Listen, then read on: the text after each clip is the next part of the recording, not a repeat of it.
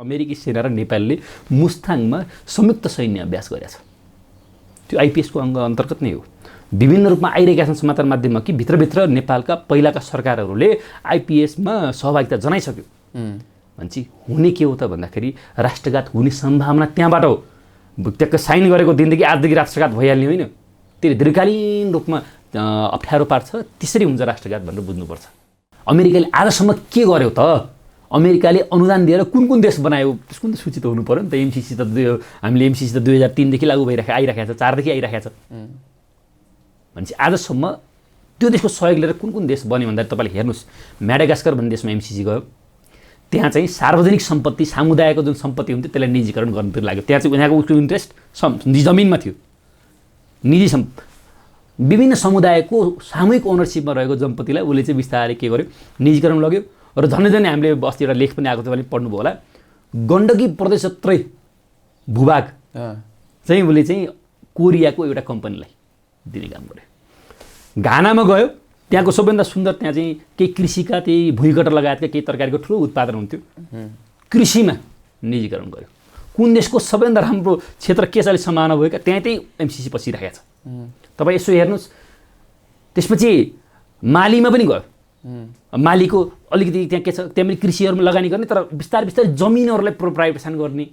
जुन देशको जमिन चाहिँ सबभन्दा आय स्रोतको प्रमुख स्रोत हुनसक्छ त्यहाँ जमिनलाई प्राइभेटाइजेसन गरिदिने। हाम्रो बिजुली छ, बिजुली भनेपछि अधिकांश अहिले भर्खरै श्रीलङ्काले पनि के गर्यो, एमसिसी फिर्ता पठायो, किनकि उसको राष्ट्रिय स्वार्थसँग मिल्न सकेन। भनेपछि यदि हामीलाई सहयोग गर्न चाहन्छौँ त हाम्रो प्राथमिकताको क्षेत्र के हो त? हामीलाई साँच्चै सहयोग चाहिएको कहाँनिर हो? त्यहाँनिर गर्नु पर्यो नि त। जुन क्षेत्रमा हामी आफै आत्मनिर्भर बन्न सक्छौँ त्यहाँ चाहिँ लगानी गर्ने। जुन क्षेत्रमा हामी अलिकति कमजोर छौँ त्यसमा चाहिँ लगानी नगर्ने भनेपछि त बुझ्नु पऱ्यो नि त। अमेरिकाको वाट इज द मोटिभ के हो? यत्रो विवादको बिच पनि तँलाई सहयोग दिन्छु कि दिन्छौँ, लैजा कि लैजा, पारित गर कि गर भन्ने चाहिँ के हो त? ल ठिक छ, अमेरिकाले भन्न सक्नुपर्छ, ल तपाईँहरू चुनावमा जानुहोस्, जनतासँग मत मागेर आउनुहोस्, तपाईँको जनताको जे मतले दिन्छन् हामी त्यसलाई स्वीकार गर्छौँ भन्न सक्नु पऱ्यो नि त मित्र शक्तिले। केही मान्छेहरू छन् जसको आँखामा ठ्याक्कै डलरको चस्मा छ। हेर्नुहोस्, यसो हेऱ्यो डलरको चस्मा लगाएर उहाँले हेर्दै हुनुहुन्छ। केही मान्छेहरूको सपनामा पनि यसो कमिसन आइरहेको छ। हेर्नुहोस् होइन, केही मान्छेहरू के सोचिरहेका छन् भने अब चाहिँ को चाहिँ हामी अब अमेरिकाको अलि निकट हुने, अझ बढी उसको प्रिय हुने भन्ने चिन्तनबाट पनि गाइडेड छ। कयौँ मान्छेका नेता कार्यकर्ता अथवा विभिन्न समुदायहरूको अब अध्ययन गरेरै आएकै क्षेत्र अमेरिकाबाट अलि बढी उतैकै शिक्षा पढेर आउनुभएका बुद्धिजीवीहरू पनि हुनुहुन्छ। उहाँले त अब नैतिक हिसाबले विरोध गर्न मिलेन, त्यही पढेर आउनु भएको छ। त्यो भएर होला सायद प्रष्ट रूपमा चुनावको एउटा प्रमुख एजेन्डा एमसिसीले बनाएर जाने। जो हरेक पार्टीले ठिक छ, काङ्ग्रेसले लाग्छ यो देशको हितमा छ भने काङ्ग्रेसले भन्न सक्नुपर्छ हामी एमसिसी पास गर्छौँ, हामीलाई भोट दिनुहोस्।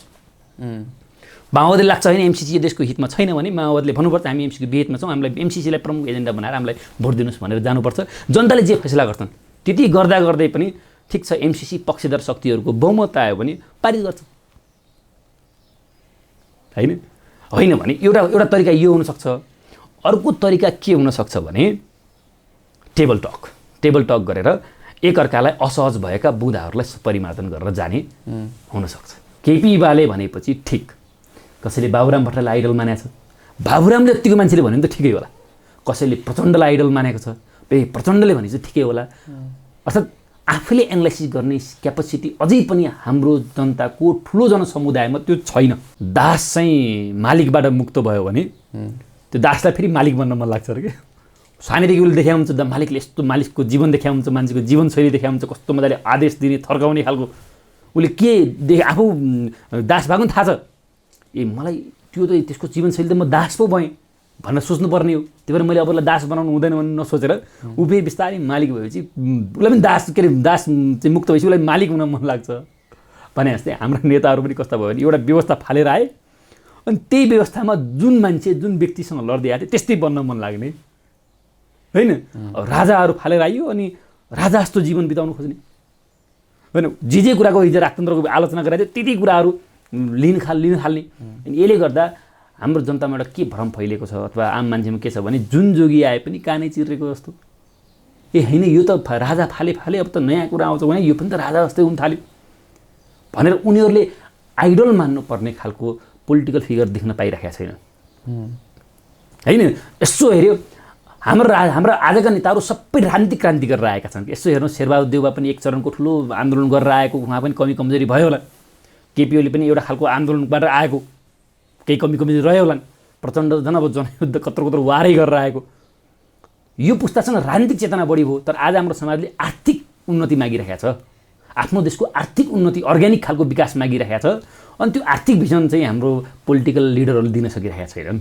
अनि फ्रस्ट्रेसन भइरहेको छ कि हामीलाई चाहिएको छ आर्थिक विकास, हाम्रा नेताहरू मात्रै राजनीतिक भाषा बोलिरहेका छन्। होइन, राजनीतिक कुरा गरिरहेका छन्, तर यस्तो रिजल्ट हेर्दा रिजल्ट आइरहेकै छैन। अनि त्यसले पनि एउटा फ्रस्ट्रेसन, निराशा ल्याइरहेको छ। देशको सबैभन्दा ठुलो नीतिको रूपमा रहेको राजनीति अहिले अस्तव्यस्त छ।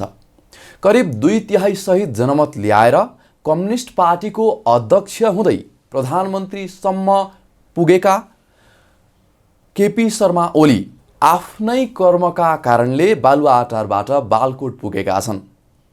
ओलीको बालकोट सराईसँगै देशकै ठुलो पार्टीको रूपमा रहेको कम्युनिस्ट पार्टी यति बेला टुक्रा टुक्रा भएको छ। ओलीको बहिर्गमनपछि सर्वोच्चको परामर्शबाट प्रधानमन्त्री बनेका नेपाली कङ्ग्रेसका सभापति शेरबहादुर देउवाले मुलुक चलाउन सकिरहेका छैनन्। ओलीलाई हटाएर देउवालाई प्रधानमन्त्री बनाएका दलका नेताले खुट्टा उचाल्दा यति बेला गठबन्धन र सरकार नै धरापमा परेको छ। यसको मुख्य कारण हो एमसीसी, मिलेनियम च्यालेन्ज कर्पोरेसन। एमसीसीले देउवा नेतृत्वको सरकार मात्र होइन, यसबाट ज्ञात अज्ञात सम्पूर्ण नेपालीहरूको मन धर्मराएको छ। एमसीसीको भूत सुदूरपश्चिमदेखि सुदूरपूर्वसम्म जनताको घर घरमा पसेको छ। एमसीसी बारे राजनीतिक दलका नेता र कार्यकर्ताको फरक फरक धारणा छ। आफ्नो स्वार्थ अनुरूप तिनका दलका नेता तथा कार्यकर्ताले आफ्नो अनुकूल यसको व्याख्या गरिरहेका छन्। यसको सिधा असर सम्पूर्ण नेपाली जनताहरूलाई परिरहेको छ। कसको कुरा पत्याउने, कसको कुरा नपत्याउने। पार्टीका बौद्धिक भनिने नेताले नै यसबारे दोहोरो चरित्र देखाइरहेका छन्। एमसीसीको मुद्दा अहिले फेरि राष्ट्रिय चर्चाको विषय बनेको छ।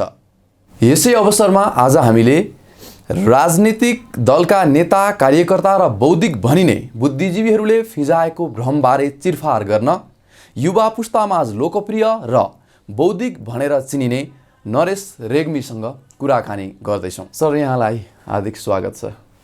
धन्यवाद भुवनजी। मैले भनिहालेँ, पृष्ठभूमिमा तपाईँलाई सबै कुरा सुनिहाल्नुभयो। तपाईँलाई नेता भन्दा पनि युवा बुद्धिजीवी भनेर सम्बोधन गरे।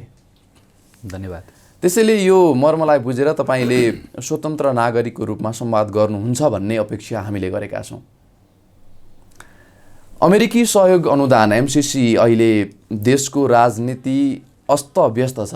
न त संसद चल्न सकेको छ, न त सरकार नै। सडकमा पनि विरोध नै जारी छ। एमसीसीको विषयमा दलका नेता तथा कार्यकर्ता विभाजित छन्। बुद्धिजीवीहरूको हालत पनि त्यस्तै छ। गाउँ गाउँमा यसको भूत पसेको छ। जनतामा समेत त्रास छ। कसको कुरा पत्याउने, कसको कुरा नपत्याउने। युवा बुद्धिजीवी र स्वतन्त्र नागरिकको रूपमा तपाईँको आँखाले देखेको एमसीसी के हो? एकछिनलाई बिर्स्यौँ काङ्ग्रेसले के भाषा बोलिरहेको छ। एकछिनलाई बिर्स्यौँ एमाले के भन्दैछ, माओवादीले के भन्दैछ, समाजवादीले के भन्दैछ, बाबुरामले के भन्दै हुनुहुन्छ। एकछिनलाई बिर्स्यौँ, एउटा सजिलो भाषाबाट हेर्ने प्रयास गरौँ। एमसीसी भनेको एउटा कर्पोरेसन मात्रै होइन, यो अमेरिकाको कानुनअनुसार चल्छ। एमसिए एक्ट भन्ने जुन छ 2003, त्यो कानुनअनुसार एमसीसी चल्ने हो। अमेरिकाको कानुनमा छ त्यो। अब एमसीसीको एउटा प्रावधान के छ भने नेपालको संविधान अथवा नेपालको कानुन र एमसीसीमा भएको कानुन बाजियो भने एमसीसीको लागू हुने भनेको छ। अब यहाँसम्म पनि ल बिर्स्यौँ। अब के गर्नु पर्यो रे भन्दाखेरि संसदबाट पारित गर्नु पर्यो। संसद भने त हाम्रो कानुन बनाउने ठाउँ हो नि त, होइन? हाम्रो कानुन बनाउने ठाउँबाट अमेरिकाको कानुनअनुसार चल्ने एमसिसी पास गर्नु पर्यो भनेपछि त त्यो त अमेरिकाको कानुनलाई हामी त वैधानिकता दिँदैछौँ नि त। अर्थात् भोलि अमेरिकाको कानुन नै नेपालको कानुन हुने सरल परिभाषा क्या। यति मात्र हेरौँ त भन्दाखेरि यो ठिक छ कि छैन त? नेपालको कानुन अमेरिकाको कानुन नेपालको संसदमा लागू हुने भने चाहिँ यहीँबाट कतै न कतै सबैभन्दा पहिला बुझ्नुपर्ने कुरा के छ भने यो गलत छ। संसारका कैयौँ मुलुकहरूमा कैयौँ खालका सम्झौताहरू हुन्छन्, तर गएर संसदमै पारित गर्नुपर्ने जुन कुरा छ यहाँनिर हामीले शङ्का गर्नुपर्छ। शङ्का अनिवार्य कुरा हो भन्ने मैले प्रारम्भिक कुरा यति भने। राष्ट्रघात चाहिँ कहाँ छ त?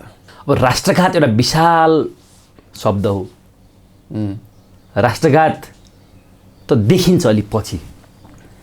अब हामी यस्तो मुलुकमा हामी कति अध्ययन गर्छौँ, कति अनुसन्धान गर्छौँ भन्ने एउटा प्रश्न त छँदैछ। तर अमेरिका जस्ता मुलुकहरूमा कुनै पनि सम्झौता गर्दाखेरि त्यसले 30 वर्षपछि, 40 वर्षपछि, 50 वर्षपछि के असर गर्छ भनेर उनले रिसर्च गरेका हुन्छन्। अन्तर्राष्ट्रिय पोलिटिक्स कता जाँदैछ भनेर रिसर्च गरेका हुन्छ। तर हामी अलिकति निम्न पुँजीवादी समाजमा अलिकति समस्या के छ भने हामी तत्कालीन फाइदा हेर्छौँ। झ्याप्पै के हुन्छ पैसा आइहाल्छ भनेर हेर्छौँ। कति अचम्मको कुरा तपाईँलाई भनौँ है, हामी त अझ हाम्रो समाज चाहिँ अझ बढी दान गर्ने समाज हो नि त। यसो हेर्ने भने अब अझ हाम्रो समाजमा अलिकति हिन्दूहरूको बाहुल्यता भएको हुनाले अझ बढी अन्नदान भन्नु होला, 10 दान भन्नु होला, खाटदान, रक्तदान भन्नु होला। तपाईँ रगत दान दिँदाखेरि ल है तपाईँलाई म रगत त दिन्छु, तर तपाईँ चाहिँ तपाईँ घरका मान्छेहरू 10जनासँग गएर सहमति गरेर आउनुहोस्। म तपाईँलाई अन्न त दान गर्छु, तर तपाईँ खिर मात्रै पकाएर खानु पाउनुहुन्छ, भात पकाउनु पाउनुहुन्न। दानमा पनि कहिले शर्त हुन्छ, ऋणमा हुन्छ शर्त। म तपाईँलाई ऋण दिन्छु तर तपाईँले यति ब्याज दिनुपर्छ। म तपाईँलाई ऋण दिन्छु, तपाईँले यो गर्नुपर्छ। त्यसमा पो हुन्छ सम्झौता। भनेपछि यो अनुदान कसरी भयो जबकि हामी यसमा यति धेरै अप्ठ्यारा शर्तहरू छन्? भनेपछि अनुदान कसरी भयो भनेपछि शङ्का छ यसमा।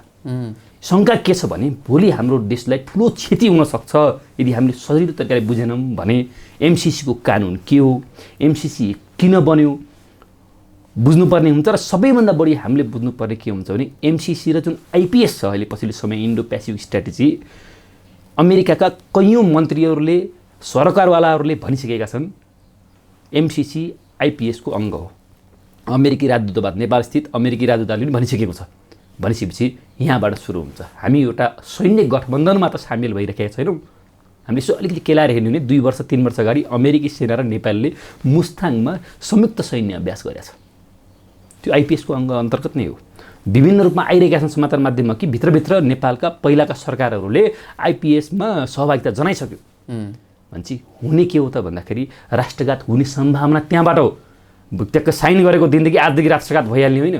त्यसले दीर्घकालीन रूपमा अप्ठ्यारो पार्छ। त्यसरी हुन्छ राष्ट्रघात भनेर बुझ्नुपर्छ। एमसिसीमा लुकेको स्वार्थ के हो? एमाले, काङ्ग्रेस र माओवादी जसपा लगायतका दलहरूको लुकेको स्वार्थ त धेरै छन्। हरेकका आफ्नै स्वार्थहरू छन्। अमेरिकाको पनि स्वार्थ छ, नेपालको पनि स्वार्थ होला। तर सबैभन्दा ठुलो कुरा के हो भने अमेरिकाले आफ्नो स्वार्थअनुसार एमसिसी बनाएको हो।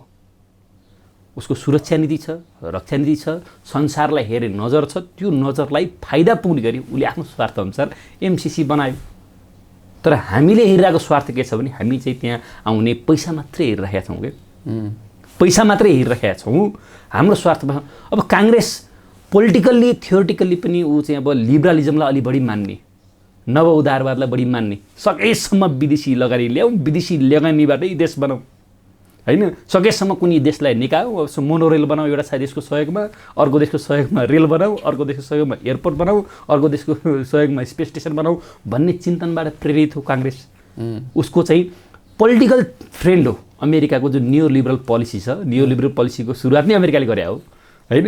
ट्रुमेनको पालामा, राष्ट्रपति ट्रुमेनको पालामा सुरु भएको यो नीति हो। भनेपछि त्यो पोलिटिकल्ली काङ्ग्रेस उता मिल्दै जान्छ। तर कम्युनिस्ट पार्टीहरूमा एउटा कन्फ्लिक्ट के छ भने देशको विकास कसरी गर्ने त?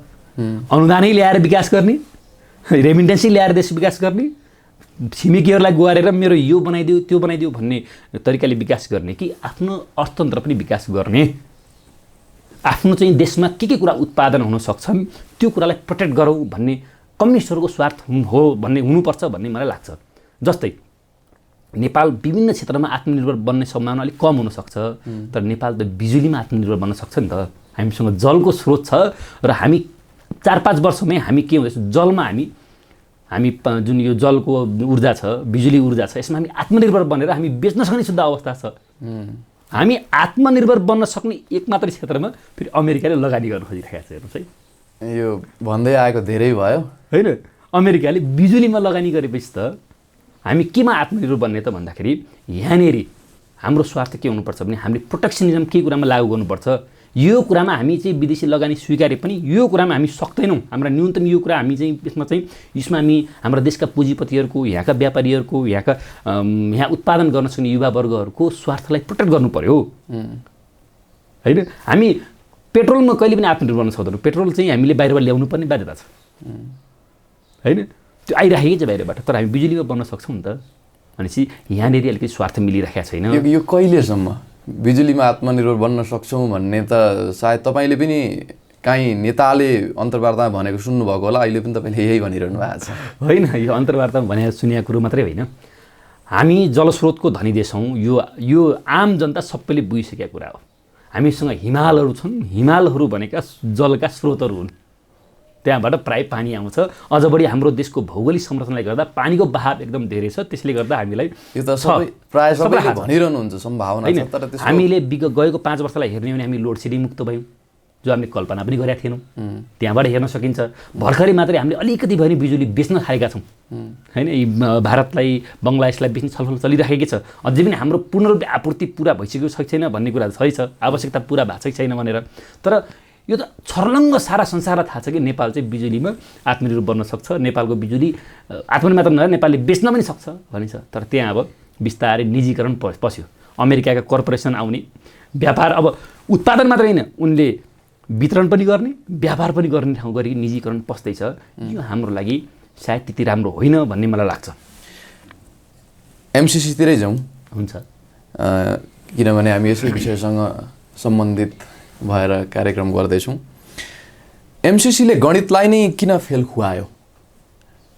एउटै पार्टीका नेता तथा कार्यकर्ता बुद्धिजीवीमा किन फरक बुझाइरह्यो?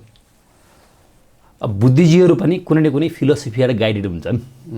बुद्धिजीवीहरूको पनि समाजलाई हेर्ने नजर हुन्छ, होइन। उनीहरू पनि भने सट्ट चाहिँ अब कुनै कारखानामा उत्पादन भएका एकै नासका चिजहरू त होइन। मान्छेमा बहुआयामिक चिन्तन हुन्छ, हरेक फिलोसफी र गाइडेड हुन्छ। मान्छे एकहोरो एउटै मात्रै चिन्तनबाट प्रेरित हुँदैन।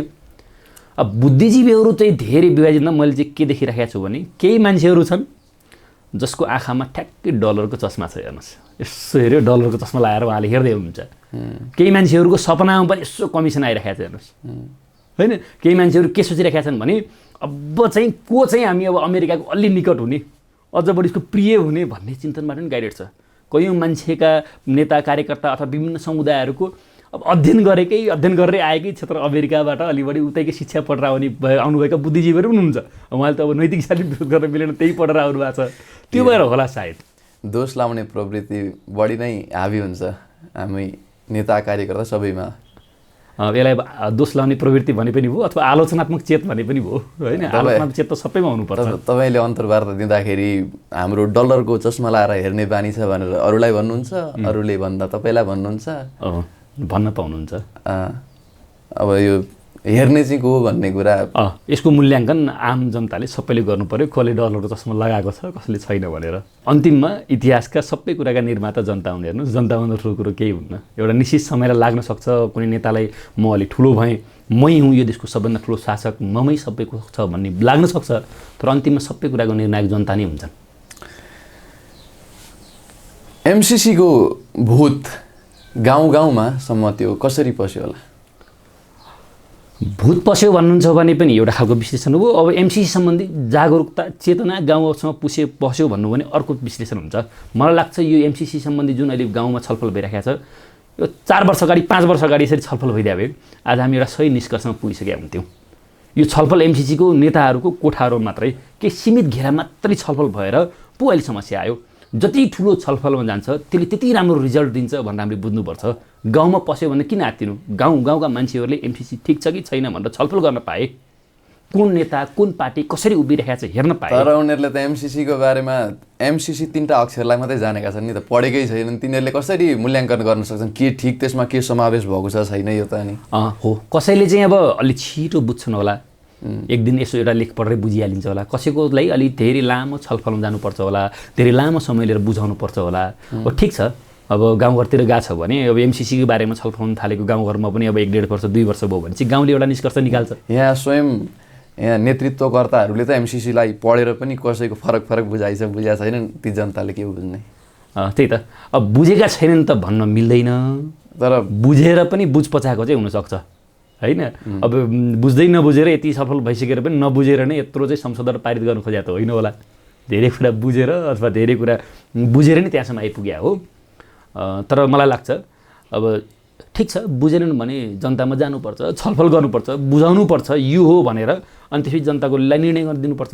देशमा ठुलो विवाद आयो भने, यत्रो हामीले लोकतान्त्रिक देश भनिरहेका छौँ, ठुला विवादमा त हामीले चाहिँ लोकतान्त्रिक भनेका कैयौँ देशहरूले त जनमत सङ्ग्रह गर्छन् त।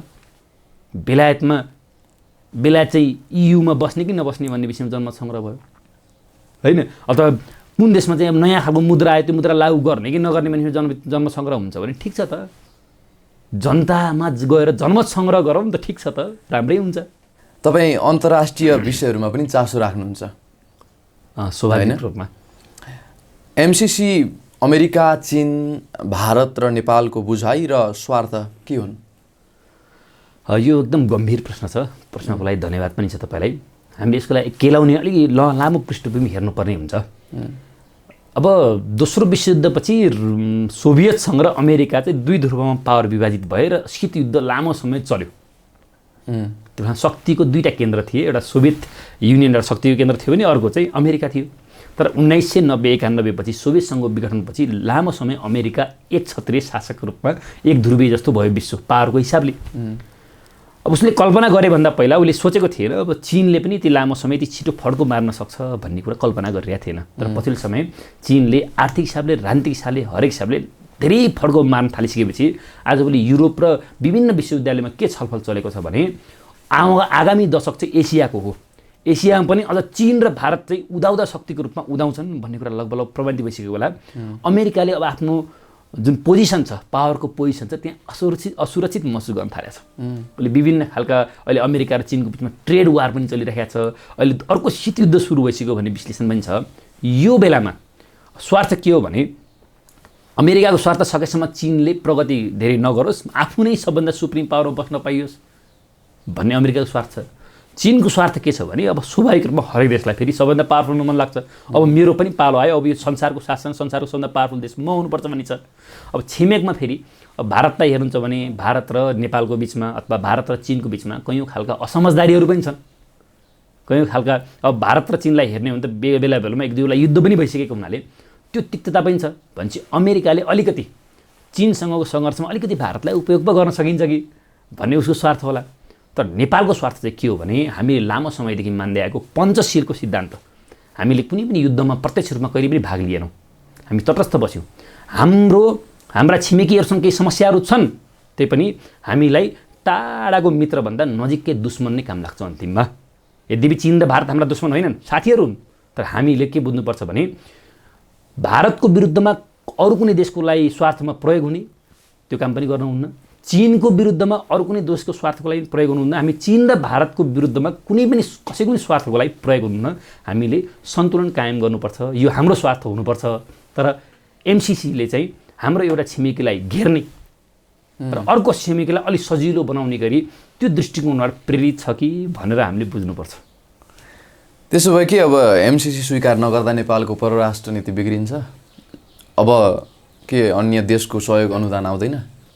अब अन्य देशको सहयोग अनुदान आउँछ कि आउँदैन त्यो त अब पछिको कुरा होला। अब अन्तर्राष्ट्रिय शक्ति सन्तुलन पनि बिग्रिँदैन यदि अमेरिका हाम्रो असल मित्र हो भने हामीसँग मजाले टेबल टक गरेर नेपाललाई कहाँनेरि कुन कुन बुदामा आपत्ति भयो लाउनुहोस् मिलाऊ भनेर हामी टेबल टक गर्नुपर्छ। ल यो बुदा चाहिँ तपाईँको देशको अहितमा छ भने हामी यो कुरा परिवर्तन गर्छौँ। मित्रले त सक्नु, हाम्रो मित्र राष्ट्रले सक्नु पर्यो नि त हैन त्यो गरेर मजाले ओपन टक गरेर हामीलाई अलिकति असहजता महसुस भएका हाम्रो देशको अलिकति हितमा नभएका जस्ता प्रावधानहरूलाई सच्याएर मजाले छलफल गर्न सक्नुपर्छ। तर दबाब दिने, धम्की दिने, त अनुदान दिनुपर्ने त्यसपछि धम्कीपूर्ण तरिकाले दिनुपर्दाखेरि त कतै न कतै देखियो कि भित्रिनियत अलि शङ्कास्पद छ कि भनेर देखियो नि त। अब यसको निकास चाहिँ कसरी होला त? अब निकास अब यस्तो हुन्छ, एउटा निकास के हुन्छ भन्दाखेरि एमसिसीको फैसला जनतालाई गर्न दिने एउटा निकास त्यो हुन्छ। त्यो भने के हो भने हामी चुनावमा जाँदैछौँ, प्रष्ट रूपमा चुनावको एउटा प्रमुख एजेन्डा एमसिसीले बनाएर जाने, जो हरेक पार्टीले ठिक छ काङ्ग्रेसले लाग्छ यो देशको हितमा छ भने काङ्ग्रेसले भन्न सक्नुपर्छ हामी एमसिसी पास गर्छौँ, हामीलाई भोट दिनुहोस्। माओवादीले लाग्छ होइन एमसिसी देशको हितमा छैन भने माओवादीले भन्नुपर्छ हामी एमसिसीको विहितमा छौँ, हामीलाई एमसिसीलाई प्रमुख एजेन्डा बनाएर हामीलाई भोट दिनुहोस् भनेर जानुपर्छ।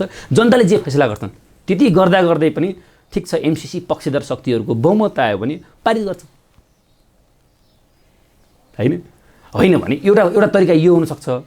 अर्को तरिका के हुनसक्छ भने टेबल टक गरेर एकअर्कालाई असहज भएका बुँदाहरूलाई परिमार्जन गरेर जाने हुनसक्छ। राष्ट्रिय विषयमा बुद्धिजीवी नेता र कार्यकर्ताहरू किन विभाजित हुन्छन्? किन विभाजित हुन्छन् भने एउटा समस्या चाहिँ हो, हामीले जुनसुकै पार्टी भए पनि हाम्रो देशमा अलिकति अन्तर्राष्ट्रिय नीतिको जुन हामीले भनिराखेका छौँ नि फरेन पोलिसीको अलिकति कमी छ। विदेशहरूमा के हुने गर्छन् भने सरकार फेरि पनि फरेन पोलिसीहरू छितिमिति फेरिँदैनन्, आफ्नो तरिकाले चलिरहेका हुन्छन्। बहुत लामो समयपछि मात्रै केही नीतिहरू बदलेर त्यसलाई पनि अझ पारित गरेर लैजानुपर्ने हुन्छ। हामी यहाँ अलि समस्या के भयो भने हामी परराष्ट्र नीतिमा एकरूपता ल्याउन हामी सफल भएका छैनौँ। काङ्ग्रेस सरकार आयो भने एक खालको परराष्ट्र नीति, कम्युनिस्टहरूको सरकार आयो भने अर्को खालको परराष्ट्र नीति, त्योभन्दा माथि उठेर काङ्ग्रेस, एमाले, माओवादी, जसपा सबै पार्टीहरूले एउटा हाम्रो न्यूनतम अन्डरस्ट्यान्डिङ यो हो, हामी यो कुरामा कम्प्रोमाइज गर्दैनौँ। हामीलाई भोलि भए ठुलो सहयोग आए पनि असहयोग भए पनि हाम्रा न्यूनतम परराष्ट्र नीति यो हुन्, हामी यसबाट बाहिर हट्दैनौँ भन्नुपर्छ। हामीले भनिराखेका छौँ, पञ्चशीलको सिद्धान्त मान्ने भनिराखेका छौँ, तर जब हाम्रो स्वार्थ टक गराउँछन् हामी मान्दैनौँ। भने चाहिँ यहाँबाट सुरु गर्नुपर्छ जस्तो मलाई लाग्छ। नागरिकलाई सत्य कुरा भन्ने आँट किन गर्दैनन्? एउटै दलका नेता र कार्यकर्ताको पनि फरक बुझाइ हुन्छ नि, किन? एउटा परिभाषा छ कि हामी अहिले सूचनाको युगमा छौँ भन्ने, यसलाई हामी अहिले क्रिटिकली हेर्न जरुरी छ। हामी सूचनाको मात्र युगमा छैनौँ, we are also in the age of misinformation. हामी गलत सूचनाको पनि युगमा उत्तिकै छौँ। हामी आफ्ना स्वार्थ अनुसार सूचनाहरू बनाइराखेका छौँ र ती सूचनाहरूले भ्रम छर्ने काम गरिरहेका छौँ।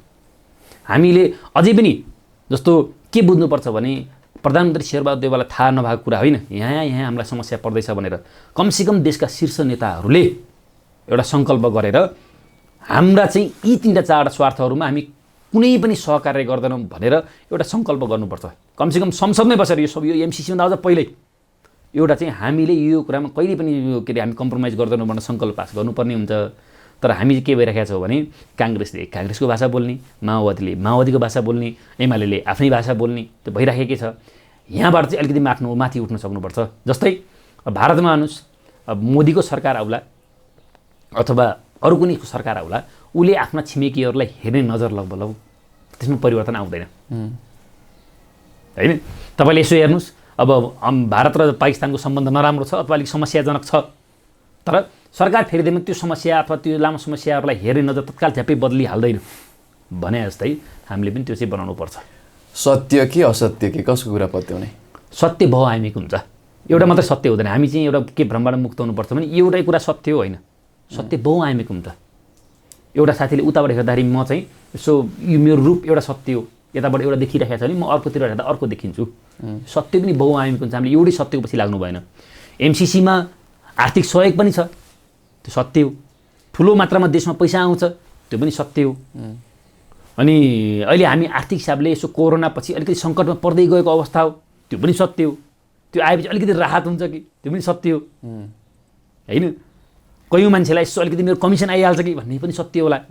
तर सँगसँगै अर्को सत्य पनि के हो भने वाट अमेरिका वान्ट्स, त्यो पनि एउटा सत्य त हो नि।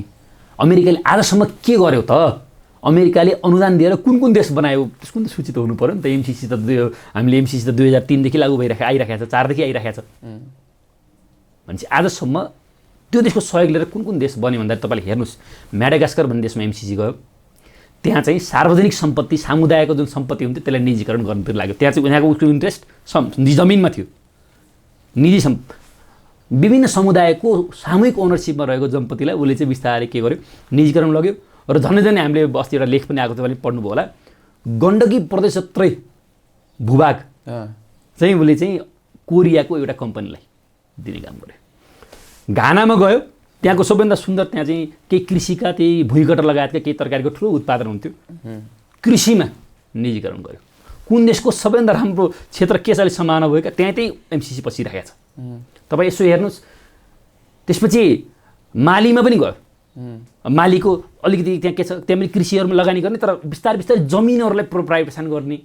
जुन देशको जमिन चाहिँ सबभन्दा आय स्रोतको प्रमुख स्रोत हुनसक्छ त्यहाँ जमिनलाई प्राइभेटाइजेसन गरिदिने।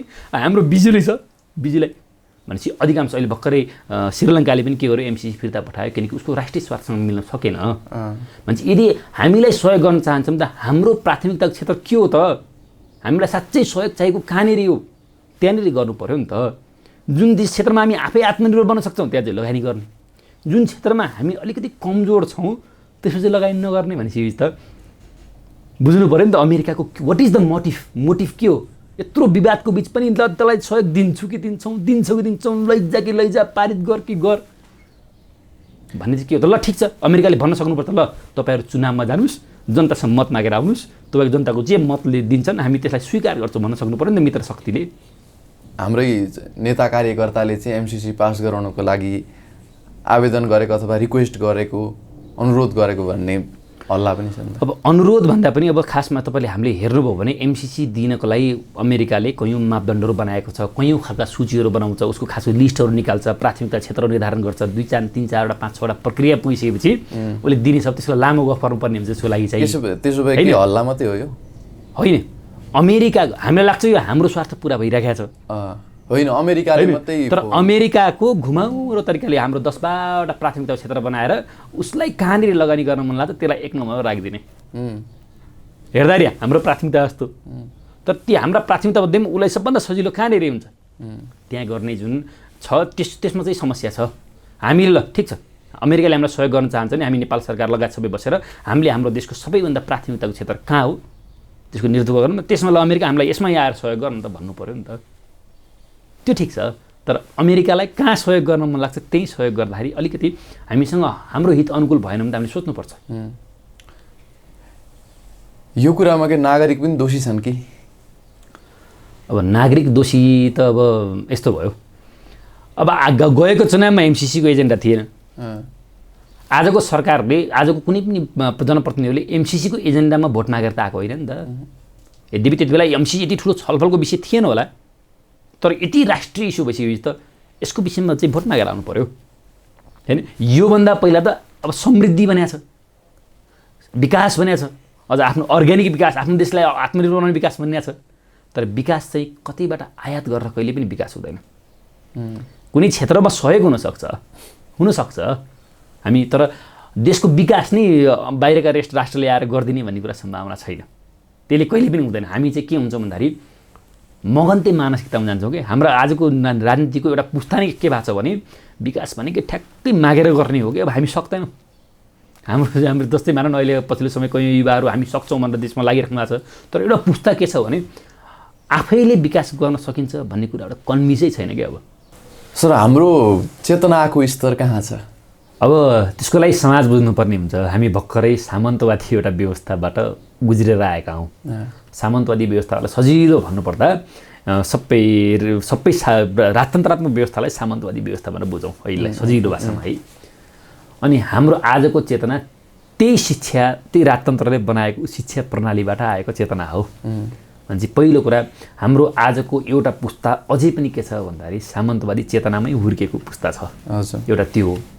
अब यस्तो हेरेर राजा फालेको पनि त 10, 12, 15 वर्ष भयो होइन। भनेपछि यसो हेर्दाखेरि अब चाहिँ अलि उन्नत चेतनाबाट आउने पुस्ता अझै आउँदै नै छ। तर हाम्रो सबैभन्दा बढी के छ भने हाम्रो चेतना कस्तो छ भने शिक्षा प्रणालीले धेरै कुरा निर्धारण गर्छ। हाम्रो शिक्षा प्रश्न सोध्ने खालको शिक्षा होइन। हाम्रो शिक्षा भनेको इन्कमिङ सरहरूले दिने, विद्यार्थीहरूले लिने, अलि बढी इन्टरेक्टिभ क्वेसन गर्ने खालको हाम्रो शिक्षाले हामीलाई अलि बढी प्रेरित गर्दैन। यो हो कि होइन सरले भन्नुभयो आइन्स्टाइनले यो भन्यो भने चाहिँ हामीले त्यही कण्ठ गर्ने हो, न्युटन्स थर्ड ल भने यो भने चाहिँ त्यो कण्ठ गर्ने शिक्षा हो। तर साँच्चै आइन्स्टाइनले भनेको यही हो त, आइन्स्टाइनको कमजोरी के थियो त भनेर पढाउने खालको शिक्षा होइन। यो मैले किन भन्न खोजिरहेको छु भने हामी सानैदेखि केही कुरा घोकेर सरले पढाएको त्यही कुरा, हिजोको गुरुकुल शिक्षा के हो, गुरुको माथि प्रश्नै गर्न पाइनथ्यो, गुरुले दिने शिष्यले लिने, अनि गुरु चाहिँ परम ज्ञान, गुरु पनि त गलत हुनसक्छ भन्ने सिकाउने शिक्षा हाम्रो होइन। यसको रिजल्ट के हुन्छ भने हामी अन्तिमसम्म जसले जे भन्यो त्यो पत्याउने हुन थाल्छौँ क्या। आफूले मानेको मान्छेले भन्यो भने ठिकै होला, ए यो त एकदम खतरा मान्छे हो यार, एकदम यसले भने ठिकै होला, आफूले एनालाइसिस गर्न सक्ने क्षमताले घट्छ। त्यही भएर शिक्षा त कस्तो हुनु पऱ्यो भने अब कपुरी क होइन, कबाट कमल, खबाट खरा होइन, कबाट किन, कबाट कसरी, कबाट कहिले। सानैदेखि बच्चाहरूलाई त्यो शिक्षा प्रणालीबाट प्रश्न गर्ने खालको शिक्षा बनायो भने चेतनाको स्तर पछिसम्म उकासिँदै आउने हो। अब आजको दिनमा हामी के छौँ भने कसैले केपी ओलीलाई आइडल मानेको छ, केपी बाले भनेपछि ठिक, कसैले बाबुराम भट्टराईलाई आइडल मानेको छ, बाबुरामले यतिको मान्छेले भन्यो भने त ठिकै होला, कसैले प्रचण्डलाई आइडल मानेको छ, प्रचण्डले भने चाहिँ ठिकै होला। अर्थात् आफूले एनालाइसिस गर्ने क्यापेसिटी अझै पनि हाम्रो जनताको ठुलो जनसमुदायमा त्यो छैन, त्यसलाई विकास गर्नुपर्छ। अब ठ्याक्कै चेतनाको स्तरभन्दा ठ्याक्क नापेर 1, 2, 5, 6 भन्न त त्यस्तो खालको त हुँदैन। तर हामी चेतनाको स्तरको हिसाबले अझै पनि कैयौँ कुरामा पछाडि नै छौँ। यो राष्ट्रिय विषयमा युवा र स्वतन्त्र नागरिक किन पछाडि छन्? हो, यसको जवाफ पनि अघिसँग कनेक्टेड भएर आउँछ। हामीलाई जे कुरा पढिरहेका छौँ, हामी सानैदेखि राजनीति भनेको एउटा फोहोरी खेल हो भनेर युवाहरूलाई हामी हुर्काइरहेका छौँ। जबकि हामीले भन्नुपर्ने के हो भने सानैदेखि युवालाई बाबु केही खेलाडी फोहोरी हुन सक्छन्, फोहोरी खेलाडी त हरेक ठाउँमा हुन्छन्, फुटबलमा पनि कोही चाहिँ फोहोरी खेलाडी हुन्छन्, तर खेल नै फोहोरी त होइन भनेर सानैदेखि पोलिटिकल चेतना, कि पार्टीको चेतना भने होइन त, कम्युनिस्ट बन त काङ्ग्रेस पनि होइन, पोलिटिक्स भने यस्तो हो है, पोलिटिक्सले हरेक कुराको निर्धारण गर्छ। तिमीले खाने चामलदेखि तिमीले सुत्ने बेडसम्म, तिमीले बोक्ने कपीदेखि हरेक कुराको निर्धारण पोलिटिक्सले गर्छ भन्ने कुरा सानैदेखि सिकाएर पोलिटिकल अवेरनेस ल्याउनु पर्ने ठाउँमा हामी युवाहरूलाई एकदम राजनीतिप्रति वितृष्णाले फैलाइराखेका छौँ। हामी भनिरहेका छौँ politics is a dirty game. जब अनि त्यो पुस्ता फ्रस्ट्रेट भएर देश छोडेर जान्छ, त्यो देश बाहिर लैजानु युवालाई बाध्य बनाउनु पनि एउटा पोलिटिक्सको एउटा चाहिँ ब्याड साइड हो नि त भन्छ। यसले गर्दा के भइरहेको छ भने नयाँ पुस्ता राजनीतिप्रति वितृष्णामा हुर्किने अनि पुरानो पुस्ता चाहिँ जहिले पनि हालिमहाली गरेर बसिराख्ने भइरहेको छ। यहाँबाट पनि यसलाई यो एङ्गलबाट पनि हामीले हेर्नुपर्ने हुन्छ। अब युवा नागरिकहरू किन विभाजित छन् अथवा किन चाहिँ त्यो उनीहरूले हेर्न सकिरहेका छन् त्यो विषयलाई भन्दाखेरि यसको चाहिँ हाम्रो कतै न कतै पोलिटिक्सप्रति फैलाएको अलिक वितृष्णा नै हो भन्ने मलाई लाग्छ। लैलैमा नै उनीहरू किन लाग्छन्? यो पनि राम्रो प्रश्न हो। मान्छे एउटा सामाजिक प्राणी हो, मान्छेले सिक्छ अरूबाट होइन। अझ हाम्रो एउटा समस्या के हुन्छ नि, धेरै मान्छेले जे गरे त्यही गर्ने खालको एउटा मानवीय स्वभाव हो। यो फेरि मानवीय स्वभाव पनि हो। आजभोलि कस्तो दाढी पाल्ने फेसन आएको छ, हामी त्यस्तै सबैले दाढी पाल्ने हो। कस्तो जिन्सको प्यान्ट लाउने समय आएको छ, हामी सबैले के गर्ने हो त्यस्तै यस्तै। मान्छेको एउटा ह्युमन क्यारेक्टर पनि हो, धेरै मान्छेले गरेको गर्न खोज्ने। अर्को फेरि के हुन्छ भने हामीसँग जुन क्रिटिकल्ली हेर्ने पर्सपेक्टिभ हामीसँग छैन। ए मेरो साथीले यही गर्यो मैले यही गर्ने हो र मेरो साथी त विदेश गयो, उसको पो विदेश जान्छ भने म त साइन्समा पो, म साइन्स पढ्छु, अनि मेरो साथीले साइन्स पढ्यो म पनि साइन्स पढ्छु भन्ने होइन कि। यो त सानैदेखि साइन्समा राम्रो थियो, म त नेपालीमा राम्रो हो नि त भनेर क्रिटिकल्ली सानैदेखि आफूलाई इभ्यालुएसन गर्ने छैन क्या होइन। हामी छोराछोरीलाई कसरी हुर्काउँछौँ भने 10 क्लास पास गऱ्यो कि अब उसलाई साइन्स पढाइहाल्ने। हेर्ने भनेको 1 क्लासदेखि 10 क्लाससम्म निरन्तर के विषयमा राम्रो गर्दै गएको छ थाहा छैन। ऊ 10 क्लासदेखि 1 क्लाससम्म उसले चाहिँ नेपालीमा 90 ल्याएर समग्रमा फर्स्ट डिभिजन ल्याएको हुनसक्छ, त्यो होइन फर्स्ट डिभिजन आयो साइन्स भन्ने खालको छ होइन। त्यही भएर हामीले त्यो लयले के अब समाजमा के चलिरहेको छ, आजभोलि साइन्स पढाउने लहर चलिरहेको छ, साइन्स कमर्स सकेसम्म साइन्स पनि। साइन्सप्रतिको आकर्षणले पनि होइन फेरि, होइन साइन्सपट्टि चाहिँ जागिर पाउनु चान्स बढी हुन्छ, त्यो आकर्षणले। तर रियालिटी के हो नि त, अब आइन्स्टाइनले म जागिर खान्छु सोचे हुन्थ्यो र साइन्स आज यहाँ पुग्थ्यो। न्युटनले म जागिर खान्छु, साइन्स भने त आविष्कार हो, ज्ञान हो। कोही पनि छोराछोरीलाई चाहिँ साइन्टिस्ट बनाउनलाई साइन्स पढाइराखेनन् कि। साइन्स पढेपछि चाहिँ अलिकति इन्जिनियर हुने चान्स बढी हुन्छ, अलिकति डक्टर हुने चान्स बढी हुन्छ, अथवा आइटीतिर लाग्ने चान्स बढी हुन्छ, त्यहाँबाट अलिकति बढी पैसा कमिन्छ, घर व्यवहार चल्छ अनि भन्ने चिन्तनबाट हामी साइन्स पढाइराखेका छौँ होइन। यो हो खासमा एउटा समस्या। मानसिकता बसेको छ अनि समाजमा साइन्स पढाउने लहर चलिएको छ, बुवा आमा पनि लैलेमा लाग्ने, छोराछोरी त झन् लाग्ने नै भइहाल्यो। अनि त्यसले लही निर्माण गरिरहेको छ जस्तो लाग्छ मलाई। राष्ट्रिय मुद्दा र राष्ट्रप्रति चासो किन कम छ? अब राष्ट्रिय मुद्दा त्यो त मैले भने जस्तो के हुन्छ भने त्यो विषयमा चासो हुनुलाई त्यो विषयमा अलिकति ज्ञान हुन जरुरी हुन्छ। जस्तै यसो हाम्रो समुदायमा यसो हेऱ्यो, तपाईँले क्रिकेटै खेल्नु भएको छैन, क्रिकेटको नियम के हो तपाईँलाई थाहै छैन भने क्रिकेट कुन म्याच आएको छ के छ के मतलब भयो र? जब तपाईँ क्रिकेट खेल्न थाल्नुहुन्छ, ए यो भनेको वाइड बल रहेछ है, यो भनेको त नो बल रहेछ है, ए यो भनेको छक्का रहेछ है, यो भनेको चौका रहेछ है भने थाहा भएपछि बल्ल चाहिँ कसले के हाने थाहा हुन थाल्छ। अब हामीसँग पोलिटिकल नलेजको कमी भइसकेपछि त्यहाँ चासो कम भयो के। तलदेखि के गरिरहेछ, पोलिटिकल नलेज घटाउने काम गरिरहेको छ होइन। अनि त्यसले गर्दा के भइरहेको छ भने पोलिटिकल नलेज कम भएपछि अभियसली यसमा चासो कम हुन्छ। त्यही भएर पोलिटिकल नलेज चाहिँ बढाउनुपर्छ चासो बढाउनको लागि भन्ने मलाई लाग्छ है। राजनीतिप्रति वितृष्णा किन? यसको जवाफ मैले अलि पहिला पनि दिएँ। राजनीतिप्रति वितृष्णा किन भने एउटा नेताहरूको पनि कमी कमजोरी रहेकै छ होइन। हामी के भइरहेका छौँ भने एउटा भनाइ छ कि दास चाहिँ मालिकबाट मुक्त भयो भने त्यो दासलाई फेरि मालिक बन्न मन लाग्छ अरे के। सानैदेखि उसले देखाएको हुन्छ मालिकले यस्तो मालिकको जीवन देखाएको हुन्छ, मान्छेको जीवनशैली देखाएको हुन्छ, कस्तो मजाले आदेश दिने थर्काउने खालको। उसले के आफू दास भएको पनि थाहा छ, ए मलाई त्यो त त्यसको जीवनशैली त म दास पो भएँ भनेर सोच्नुपर्ने हो। त्यही भएर मैले अब उसलाई दास बनाउनु हुँदैन भन्ने नसोचेर ऊ फेरि बिस्तारै मालिक भएपछि उसलाई पनि दास के अरे दास चाहिँ मुक्त भएपछि उसलाई मालिक हुन मन लाग्छ भने जस्तै हाम्रा नेताहरू पनि कस्ता भयो भने एउटा व्यवस्था फालेर आए अनि त्यही व्यवस्थामा जुन मान्छे जुन व्यक्तिसँग लड्दै आए त्यस्तै बन्न मन लाग्ने होइन। राजाहरू फालेर आइयो अनि राजा जस्तो जीवन बिताउनु खोज्ने होइन। जे कुराको हिजो राजतन्त्रको आलोचना गराइदियो त्यति कुराहरू लिन थाल्ने। अनि यसले गर्दा हाम्रो जनतामा एउटा के भ्रम फैलिएको छ अथवा आम मान्छेमा के छ भने जुन जोगी आए पनि कानै चिरेको जस्तो, ए होइन यो त राजा फाले अब त नयाँ कुरा आउँछ भने यो पनि त राजा जस्तै हुन थाल्यो भनेर उनीहरूले आइडल मान्नुपर्ने खालको पोलिटिकल फिगर देख्न पाइरहेका छैन होइन। यसो हेऱ्यो हाम्रो आजका नेताहरू सबै राजनीतिक क्रान्ति गरेर आएका छन्। यसो हेर्नु शेरबहादुर देउवा पनि एक चरणको ठुलो आन्दोलन गरेर आएको, उहाँ पनि कमी कमजोरी भयो होला। केपी ओली पनि एउटा खालको आन्दोलनबाट आएको, केही कमी कमजोरी रह्यो होला। प्रचण्ड झन् अब जनयुद्ध कत्रो वारै गरेर आएको। यो पुस्तासँग राजनीतिक चेतना बढी भयो, तर आज हाम्रो समाजले आर्थिक उन्नति मागिरहेको छ, आफ्नो देशको आर्थिक उन्नति अर्ग्यानिक खालको विकास मागिरहेको छ। अनि त्यो आर्थिक भिजन चाहिँ हाम्रो पोलिटिकल लिडरहरूले दिन सकिरहेका छैनन्। अनि फ्रस्ट्रेसन भइरहेको छ कि हामीलाई चाहिएको छ आर्थिक विकास, हाम्रा नेताहरू मात्रै राजनीतिक भाषा बोलिरहेका छन्, होइन राजनीतिक कुरा गरिरहेका छन्, तर यस्तो रिजल्ट हेर्दा रिजल्ट आइरहेकै छैन। अनि त्यसले पनि एउटा फ्रस्ट्रेसन निराशा ल्याइरहेको छ। सर आफू पनि एउटा युवा भएको कारणले के भयो भने चाहिँ के गर्यो भने चाहिँ युवाहरू जागरुक हुन्छन्? युवाहरूलाई जागरुक बनाउनको लागि सबैभन्दा पहिला युवा मैत्री खालका कार्यक्रमहरू लिएर आउनु पर्यो। मैले भने नेता भनेको आफैमा सबै थोक कहिले हुन्न के। नेताले यो पनि जान्ने त्यो पनि जान्ने, यो पनि थाहा छ त्यो पनि थाहा छ, सर्वज्ञान सर्वगुण सम्पन्न म त सबै थोक हुँ भन्ने चेतना हुनै नेता हो। त्यस्तो त्यो नेता होइन। नेताले त समाज भएको कोसँग के क्षमता छ त्यो पहिचान गर्ने, युवाहरूसँग कुन क्षमता छ त्यो क्षमता अनुसार नीति कार्यक्रम ल्याउने होइन।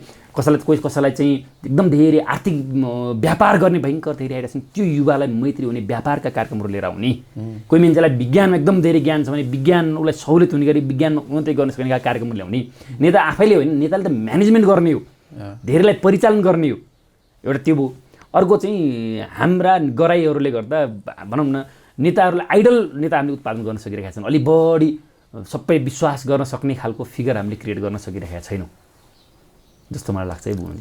हिजो र आजको युवा र स्वतन्त्र नागरिकमा फरक के छ? हिजोको युवा अब हिजोको समाजको उत्पादन हो। मैले भने नि यी समय बदलिन्छ क्या। जस्तै मानुस् न हिजो 2007 साल, आज भोलि प्रजातन्त्र दिवस पनि छ। 2007 सालमा केही शहीदहरू हामीले जुन नाम सम्झिरहेका छौँ त्यो बेलाका युवाहरू, उनीहरूले भने राजतन्त्र जिन्दाबाद भने। त्यो कुरा त्यति बेला क्रान्तिकारी थियो हेर्नुहोस्, किनकि देशमा त राणा शासन थियो। राणा शासनभन्दा त फेरि केही न केही भने राजतन्त्र र अलिकति चुनाव गर्ने राजाकै माता त भयो नि, एउटा सरकार बनाउने कुरा त प्रगतिशील थियो। भने चाहिँ हिजोको युवा त्यो कुराबाट प्रेरित थियो भने समाज त गतिशील छ भने चाहिँ आजको युवाले अब फेरि राजतन्त्र जिन्दाबाद भन्यो भने त सक्यो होइन समाज कहाँबाट कहाँ आइपुग्यो भनेपछि हिजोको युवाहरू अलि बढी हाम्रो देशको व्यवस्था अनुसार पोलिटिकल्ली अलि बढी पोलिटिकल अवेरनेस बढी हुन जरुरी थियो युवामा भने आज चाहिँ संसारमा विज्ञान र प्रगतिको भयङ्कर ठुलो प्रगति गरिरहेको छ, विज्ञानमा क्रान्ति नै भइरहेको छ होइन। यसो हेर्ने भने आर्थिक क्रान्ति भइरहेको छ, संसार पुरै आर्थिक साल उन्नति गरिरहेको छ भने आजको युवाले फेरि अब राजनीतिक मात्र नारा बोकेर हुँदैन, उसले चाहिँ इकोनोमिक नारा, साइन्टिफिक नारा, सबै कुरामा उन्नति गर्ने कुरा गर्नुपर्ने भावनाले हिजोको युवा र आजको युवामा केही न केही अभियसली फरक छ। तर फेरि एउटा कुरा समानता पनि छ, फेरि युवा भने फेरि कतै न कतै जोस पनि हो। जोसको हिसाबले हिजोको युवामा पनि त्यो जोस थियो, आजको युवामा पनि त्यो जोस छ। केही कुरा कमन छन्, केही कुरा फरक पनि छन्। विदेश र नेपालको युवा र स्वतन्त्र नागरिकको बुझाइ स्तर के छ? यो प्रश्नको उत्तर दिनु मलाई धेरै गाह्रो छ भुवनजी। म धेरै विदेश घुमेँ होइन। आजसम्म मैले देखेको विदेश भने कि फिल्महरूमा होला, कि कुनै टिभीमा होला, कि किताबहरूमा होला होइन। अब कुनै समाज अलि धेरै अगाडि बढिसक्यो क्या। अब बेलायतमा लिखित कानुन छैन। अब त्यहाँ त कमेडी कुरो हुन्छ कि त्यहाँ चाहिँ वाक स्वतन्त्रता भनिन्छ, त्यो त लेख्नुपर्ने कुराहरू भन्छन् उनीहरूले। अभिव्यक्ति स्वतन्त्रता भने यो पनि लेख्ने कुराहरू संविधानमा त्यत्तिकै हो नि, सिद्ध भइसकेको कुरो जस्तो भयो। अब हामी वाक स्वतन्त्रता चाहिन्छ है भनेर लिखित ठाउँमा लेख्नुपर्ने ठाउँमा छौँ, किनकि हामीलाई थिएन। कुनै सोसाइटी छिटै अगाडि बढ्यो र उनीहरूको लागि कैयौँ राइट्सहरू त्यो त नेचुरली नै पाउनुपर्ने कुराको रूपमा स्थापित भइसक्यो भने हामीले अझै पनि लड्नुपर्ने छ। एक यो होला। अर्को कुरा फेरि कतै न कतै विदेशका कैयौँ देशहरूका शिक्षा प्रणाली अत्यन्त उन्नत भए हुनाले त्यसले पनि केही न केही त्यहाँको सोच्ने युवाहरूको चिन्तन प्रणालीमा फरक पारिरहेको छ। अब हाम्रो समाज त अब हामी बेला बेला हेर्छौँ फलानु देशमा चाहिँ 35 वर्षको मान्छे प्रधानमन्त्री भयो, फलानु देशमा चाहिँ के त अब 40 वर्षको युवा प्रधानमन्त्री भयो भन्ने छ। हामी त फेसबुकमा सबभन्दा बढी सेयर गर्ने देशमै हामी नेपालीहरू पर्छौँ होला। तर यहाँ फेरि यहीँनिर एउटा युवालाई चाहिँ अवसर दिनु पर्दाखेरि होइन यो त अब अलि आलो काँचो हो कि अलिकति परीक्षा छिप्पेको खालको चाहिन्छ कि भन्ने खालको फेरि छ, त्यो पनि छ फेरि। अनि हाम्रो देशमा चाहिँ त्यस्तै गरी कोही युवाले अब ठ्याक्कै भयङ्कर परिवर्तन गर्छु भने चाहिँ पनि युवाहरूले चान्स पाएले पनि फेरि त्यो जनताको विश्वास जित्न सक्ने वातावरण छ कि छैन भनेर ठ्याक्कै भनिहाल्ने अवस्था चाहिँ छैन। के छ, समयको हामी अन्तिम आइपुगेका छौँ। यहाँले भन्न अरू बाँकी केही कुराहरू, योजनाहरू एउटा स्वतन्त्र नागरिकको हिसाबले, एउटा देश प्रेमीको हिसाबले अहिलेको अवस्थालाई मध्यनजर गर्दै तपाईँका केही कुराहरू छन् कि? धन्यवाद। म सर्वप्रथम मेरो कार्यक्रममा मेरा कुरा सुनिरहेका सम्पूर्णलाई अझ विशेष गरी युवाहरूलाई म के अपिल गर्न चाहन्छु भने तपाईँ हामी सबै नेता बन्नुपर्छ भन्ने छैन, तर हामी सबैमा राजनीतिक चेतना हुन जरुरी छ होइन। निर्वाचन आउँदैछ, निर्वाचन आएको बेलामा तपाईँ कसलाई भोट हाल्दै हुन्छ त्यो तपाईँको स्वतन्त्र कुरा हो। तर मैले कसलाई भोट हाल्दैछु र यसलाई किन भोट हाल्दैछु र मैले कसलाई भोट हालिनँ र यसलाई किन हाल्दिनँ भन्ने कुराको तपाईँसँग प्रशस्त जवाफ हुनुपर्छ। राजनीतिक चेतना त्यो स्तरको हुनुपर्छ भन्न चाहन्छु। अर्को कुरा, तपाईँसँग कस्ता खालका क्षमता छन्, आफ्नो क्षमता पहिचान गरेर त्यो क्षमताबाटै देशलाई अगाडि बढाउन सहयोग गरौँ होइन। अनि त्यसपछि सबैजनाले आफ्नो आफ्नो क्षमताहरूको केन्द्रीकरण देशमा भयो भने, विभिन्न क्षमताहरूको केन्द्रीकरण भयो भने अनि मात्रै देशले विकास गर्न सम्भव छ होइन। सबैभन्दा मुख्य कुरा के छ भने आउनुहोस् हातेमालो गरौँ। ठिक छ, आजका व्यवस्थामा भएका कमी कमजोरीहरू के छन् त्यसलाई सुधारेर योभन्दा पनि राम्रो व्यवस्थातिर जान लागौँ। तर यो हामी फ्रस्ट्रेट भएर जुन जोगी आए पनि कानै चिरिरहेछ, नेपालमा कहिले उँभो लाग्दैन, यो सतीले सरापेको देश, सबै उस्तै भन्ने होइन। सबै कुराको संसारमा विकल्प छ। यसको पनि आजको व्यवस्थाको भन्दा पनि उन्नत व्यवस्था पनि हुनसक्छ, आजका नेताहरूको पनि उन्नत विकल्प हुनसक्छ। त्यो सोचेर अगाडि बढौँ। यति नै। हस् त, समय दिनुभयो। यो महत्त्वपूर्ण समयको लागि यहाँलाई हार्दिक धन्यवाद भन्दै उत्तरोत्तर प्रगतिको शुभकामना दिन चाहन्छु। धन्यवाद। तपाईँलाई झन् मलाई अवसर दिनुभयो, आफ्ना दुई चारवटा कुरा राख्ने वातावरण मिलाइदिनु भयो, त्यसको लागि झन् धेरै विशेष धन्यवाद।